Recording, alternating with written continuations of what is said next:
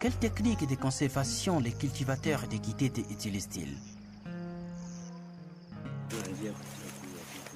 Nous essayons de cultiver. Le problème, les insectes rongent les semences. Nous manquons aussi les outils de culture. Nous n'avons pas de dépôt approprié pour stocker nos produits après récolte. Nous sommes très enclavés ici. Pas de route de désert agricole. Nous plaidons aussi pour des taxes. Chaque fois, nous sommes menacés quand nos produits agricoles arrivent au marché. Vraiment, nous les cultivateurs, nous avons beaucoup de difficultés ici. Notre première difficulté est de manquer des insecticides. J'ai planté les oignons, ils n'ont pas produit. Et après, les aubergines, cependant, les insectes attaquent nos semences. C'est la pluie qui nous permet de trouver un bon rendement. Cependant, les insectes attaquent nos semences. Nous avons aussi un problème d'outils de travail. Pour ma part, des houes, des mèchettes et des arrosoirs peuvent aider. L'autre problème ici, c'est l'humidité, avec l'abondance de l'eau qui inonde nos cultures comme les tomates.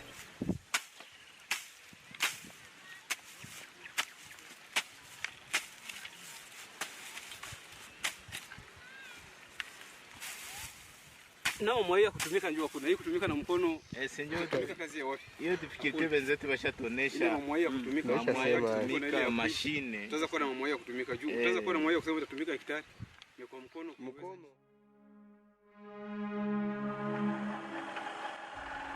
En parcourant tous les territoires de Fizi, on observe de part et d'autre de la route nationale numéro 5 plusieurs produits fruitiers tels que les manguiers, les avocatiers, les orangers, les goyaviers et plusieurs autres pouvant être servis comme dessert dans ce territoire.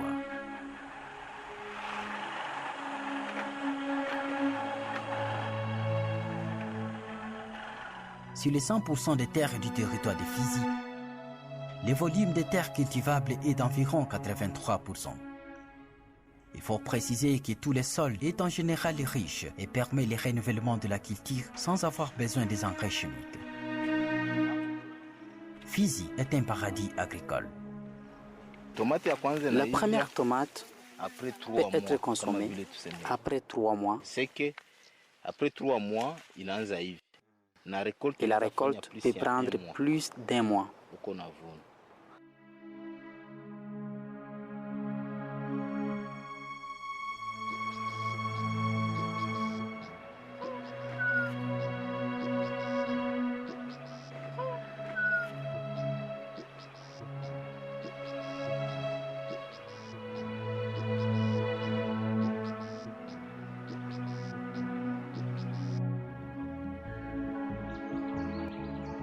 Les possibilités agro-pastorales que la végétation des Fizi offre sont qualifiées par les experts de très fabuleuses.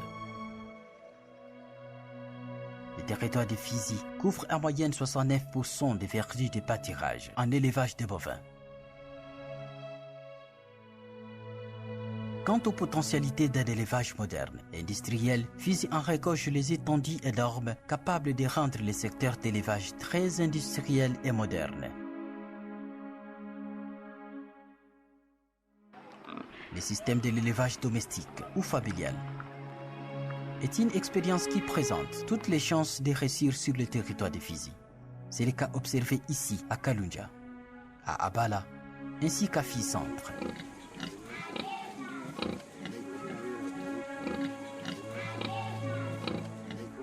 Le territoire de Fizi se distingue aussi en élevage oviné, des moutons, des chèvres et des bouquetins. Cet élevage se pratique partout dans les territoires de Fizi.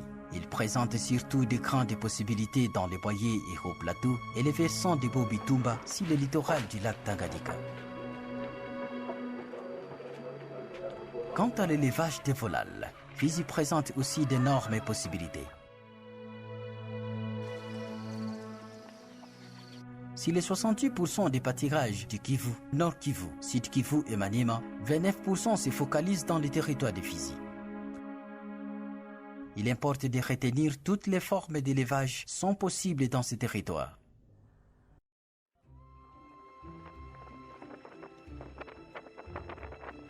Le lac Tanganyika, l'un des grands lacs d'Afrique.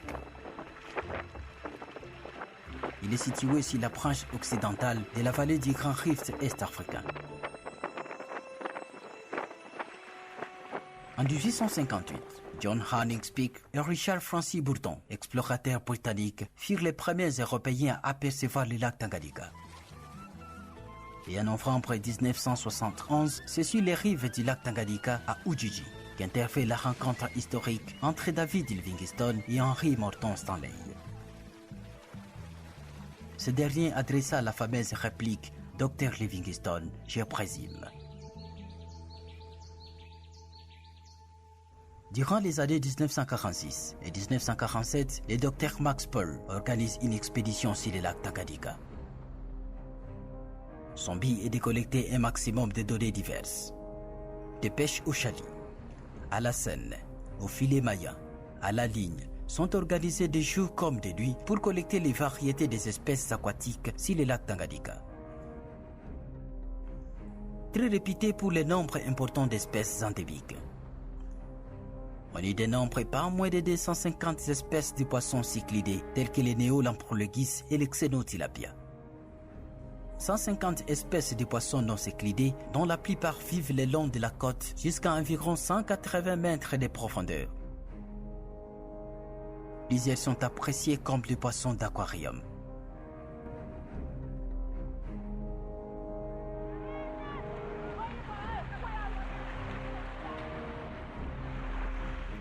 Mais si déjà grâce à sa pêche artisanale, le territoire de Fizi fait sa notoriété en Dakala, qu'adviendra-t-il quand les techniques de pêche industrielle seront des pratiques courantes sur tout cet espace Fizi?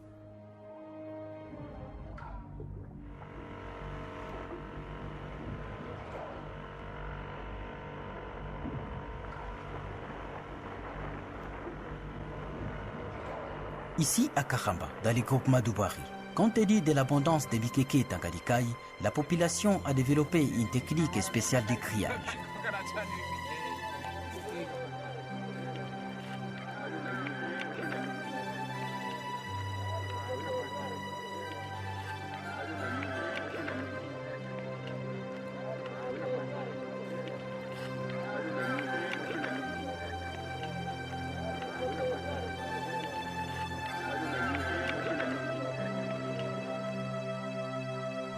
Les variétés telles que les koi, les nonsi, les abungwe, les shinga et les mbanga sont parmi les poissons qui ont longtemps séduit les colonisateurs belges dans les territoires de Fizi.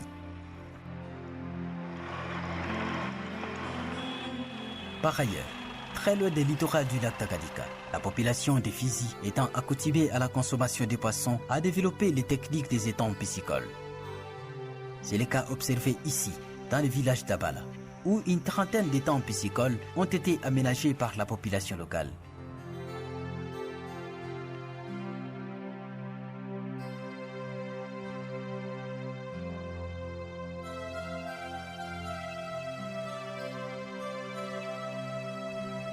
À Fizi Centre, la population a également développé ces techniques dans les lukbi d'autoconsommation. Ces piscines, nous les avons créées depuis 2001 dans l'objectif de la famille. Avec l'évolution dans l'État, nous passons commencer alors à vendre ces poissons à la population. La qualité de poissons que nous élevons dans ces étangs, ce sont des tilapia.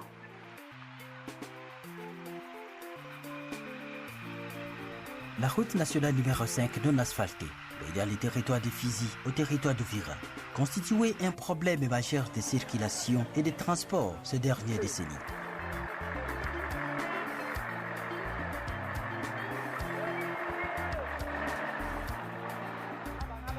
Ce n'est qu'à partir de ces dernières années que les efforts du gouvernement congolais, en collaboration avec certaines institutions œuvrant dans ces territoires, ont essayé d'apporter un poids signifiant pour le développement du secteur du transport dans les territoires de Fizi.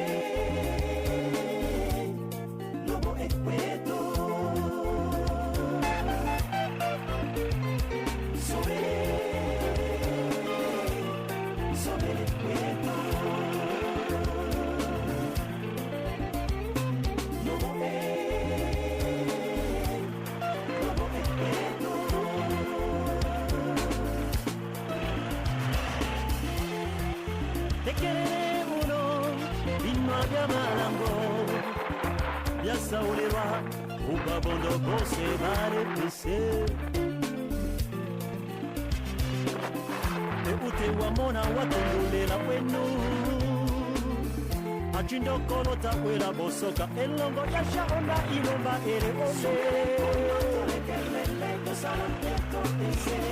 sumere kono tore kelele kusala peto ese ome halena mieme yangere petro ese.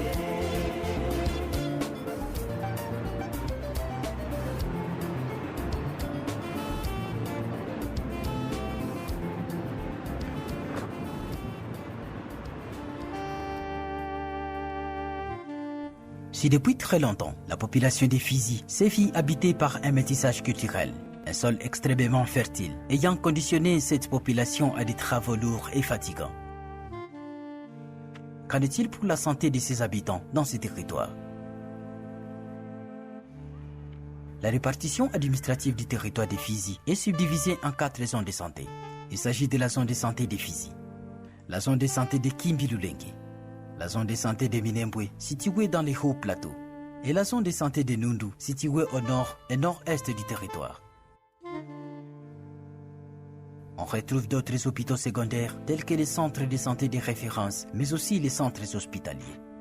La zone de santé des Fizi a une superficie de 6000 km².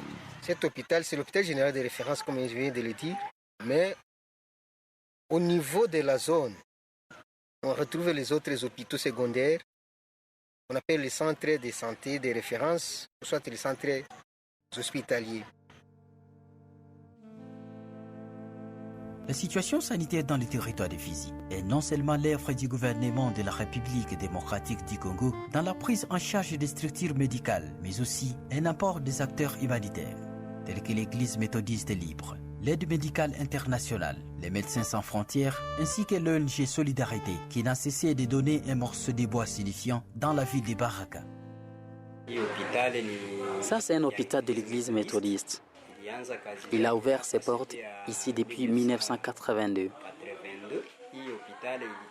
Il a beaucoup travaillé avec les missionnaires. Pendant les guerres, les missionnaires sont partis. Et pour le moment, certains essayent de venir. Cet hôpital a le service de pédiatrie, le service de médecine interne, maternité, y compris gynéco-obstétrique et la maternité en soi. Il a le service d'imagerie et les laboratoires. Les blocs opératoires fonctionnels. Alors, sont là les activités qui sont ici à l'hôpital d'Inundu. Les difficultés sont énormes. Et surtout, c'est par rapport au manque de médicaments. Partons pour un voyage dans certains coins du territoire de Fizi, à Ouboari. Tout comme dans les moyens plateaux à Bibokoboko, le secteur sanitaire ne produit aucun fruit. De plus grandes difficultés que nous avons dans ces milieux sont liées au manque d'appui en médicaments. Vous trouverez maintes fois, nous avons rupture en médicaments.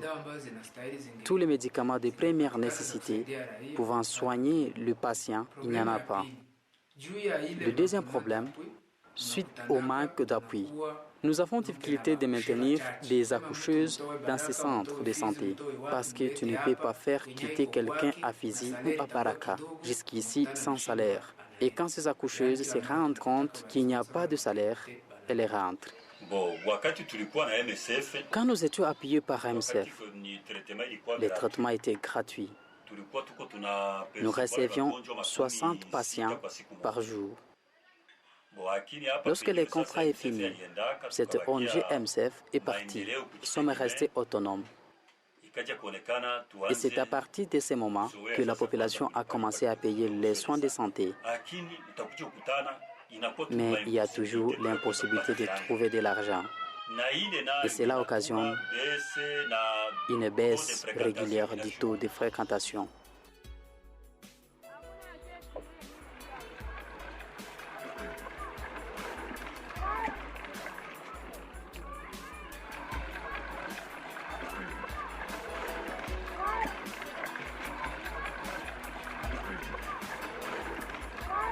Le silo et la nature pour la vie chez les êtres vivants. Comment donc au XXIe siècle, les hommes, les femmes et les enfants contribuent-ils à provoquer l'environnement en déboisant les forêts pour des travaux ménagers? Alors qu'autour des deux, de nombreux cours d'eau entourent nos villages et ne produisent rien pour le bien-être de la communauté.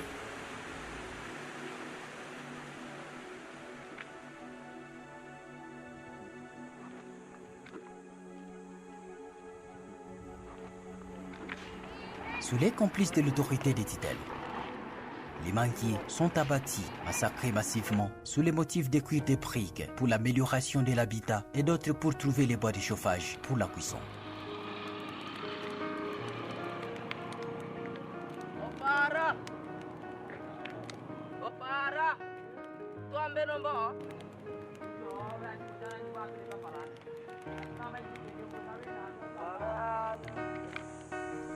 Toutes ces pratiques mettent en danger la survie de la biodiversité forestière dans plusieurs endroits sur le territoire.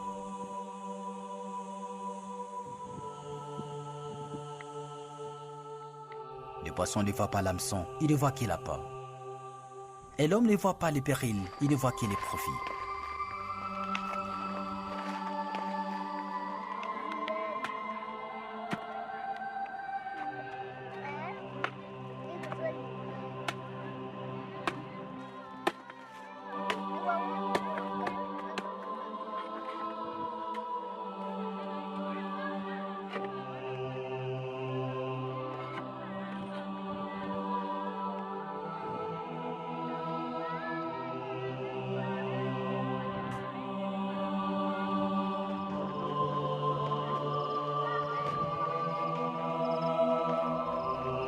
Bien que ce territoire détienne des potentialités en eau des rivières, pouvant produire énormément de l'énergie électrique, le secteur de l'électricité y est sans grande considération.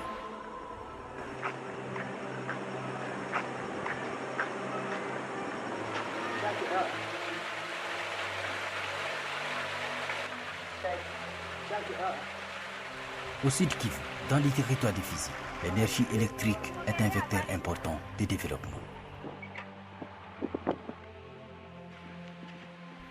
En dépit des centrales hydroélectriques de Ruzizi 1 et 2, construites sur la rivière Ruzizi, et la centrale de force Bendera, construite sur la rivière Kimbi, en la frontière Fizi-Katanga, le constat est amer.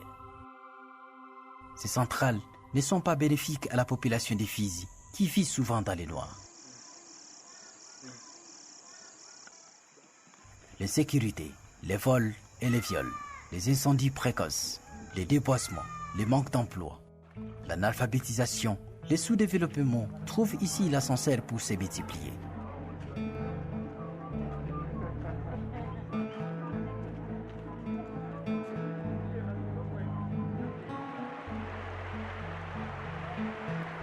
Tenant compte des besoins criants pour les populations du territoire de Fizi, la construction des centrales hydroélectriques dans des milieux ruraux en territoire de Fizi constituerait un vecteur important pour le développement de ces territoires.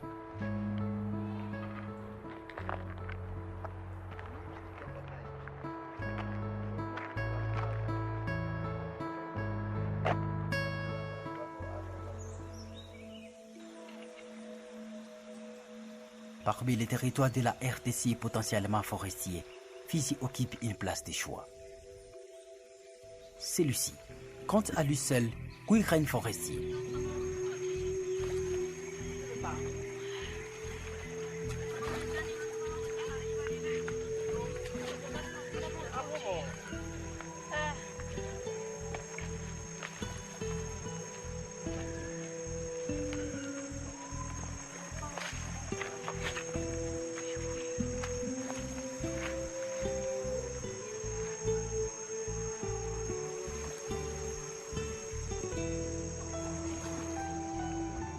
En ce qui concerne la réserve naturelle du Tombouy, l'une des vastes forêts de renommée internationale située à l'est de la République.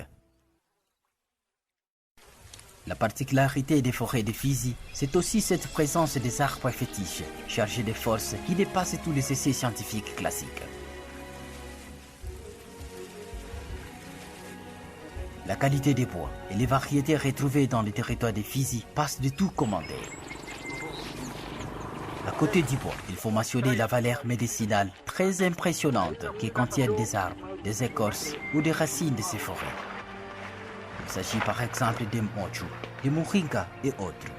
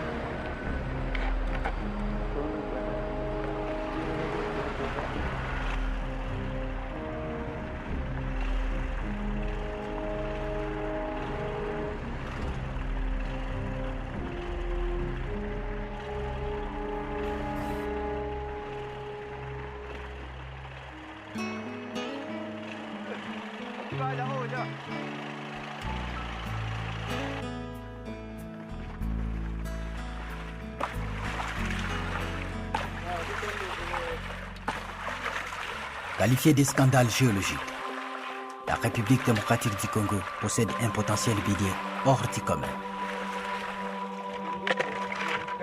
Son sous-sol contient plus de 1100 substances minérales différentes.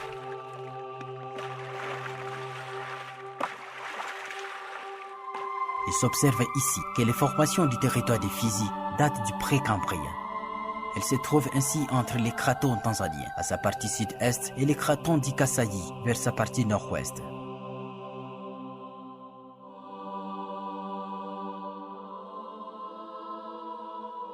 L'allure générale des formations est nord-ouest et sud-est, présentant d'une part des roches métamorphiques en grande partie comme les quartzites, les micachistes, les gneiss, les schistes, les amphibolites, mais aussi les intrusions granétiques et dolomitiques. D'autre part, des roches sédimentaires telles que les conglomérats, les roches calcaires, ainsi que des alluvions et éluvions dans lesquels l'or découvert par un paysan akionais est exploré.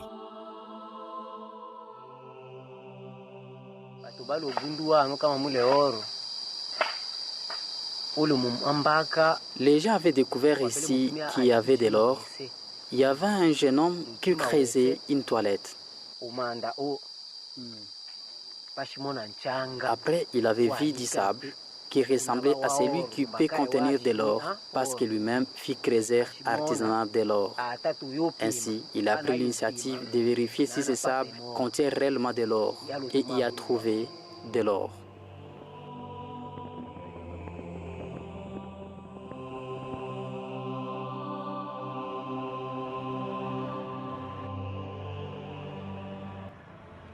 Nous sommes en route vers Mississi, à 12 km de l'Ulimba Centre, où quelques essais artisanaux pratiqués à des endroits épars prouvent que la composition géologique des Fizi est selon toute évidente de l'ère post-diluvienne et riche en ressources souterraines à forte teneur. Le territoire des Fizi est très riche en minerais. Il y a aussi des potentialités de pétrole.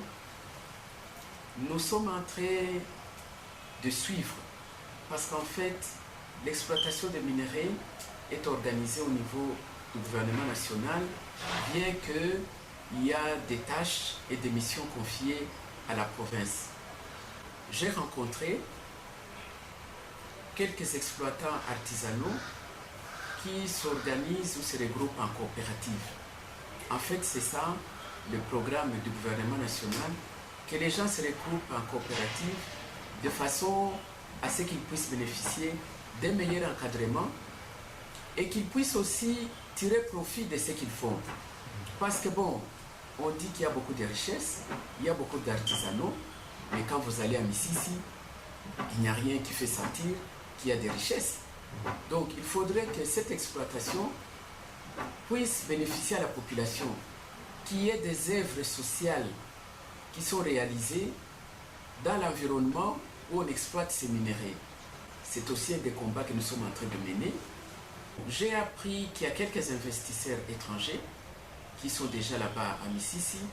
J'ai demandé qu'on me donne un rapport de l'état des lieux qui me permettra aussi de m'investir et de veiller à ce que ces investisseurs-là qui viennent exploiter les minéraux chez nous puissent respecter les dispositions du code minier.